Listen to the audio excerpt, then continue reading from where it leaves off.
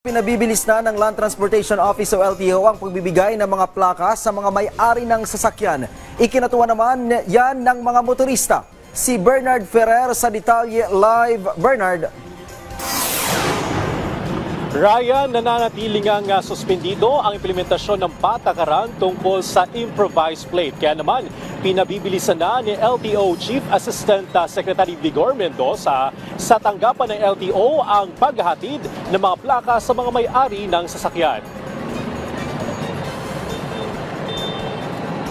Wala pa ring permanent plate ang minamanehong motorsiklo ni Edgardo. Kung minsan nasisita na siya sa checkpoint ng pulisya. Kaya kinatuwa niya ang desisyon ng Land Transportation Office o LTO na manatiling suspendido ang pagpapatupad ng Memorandum Circular VDM-2024-2721 ang mga alituntunin para sa improvised plate. Yung akin, mag-iisap kalahating taon eh. Pero may naman ako, authorization letter na pwede ako gumamit ng improvised plate. Umaasa siyang makukuha na sa lalong madaling panahon ng kanyang permanent plate upang makaiwas na mabiktima ng krimen. Unang pinagpaliban ang patakarang ito noong September upang mabigyan ng mas mahabang panahon ng mga may-ari ng sasakyan na makakuha ng wastong plaka. Muling pinalawig ang suspensyon noong November 27 upang matiyak na maipapamahagi ng mga dealer ng sasakyan ng mga plaka sa mga may-ari. Inatasan na ni LTO Chief Assistant Secretary Vigor Mendoza II ang mga tanggapan ng LTO na pabilisin ang paghahatid ng mga plaka.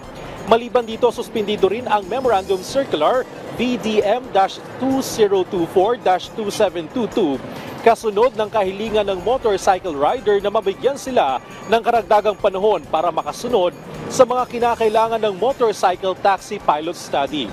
Tiniyak ni ASEC Mendoza na magiging maayos ang kanilang implementasyon ng dalawang patakaran kaya binibigyan nila ang lahat ng sapat na panahon para makasunod dito. Ryan, sa lagay ng trapiko, may pagbabagal na sa daloy ng mga sakyan dito sa bahagi ng Commonwealth Avenue, partikular ang mga papunta sa elliptical road. Pero sa kabilang bahagi naman ito ay mabilis pa ang takbo ng mga sasakyan. Paalala naman sa ating mga motorista ngayong Miyerkules, bawal ang mga plaka na nagtatapos sa numerong 5 at 6 mula alas 7 ng umaga hanggang alas 10 ng umaga at alas 8 ng hapon o alas 5 ng hapon hanggang alas 8 ng gabi. Balik sa iyo, Ryan. Maraming salamat, Bernard Ferrer.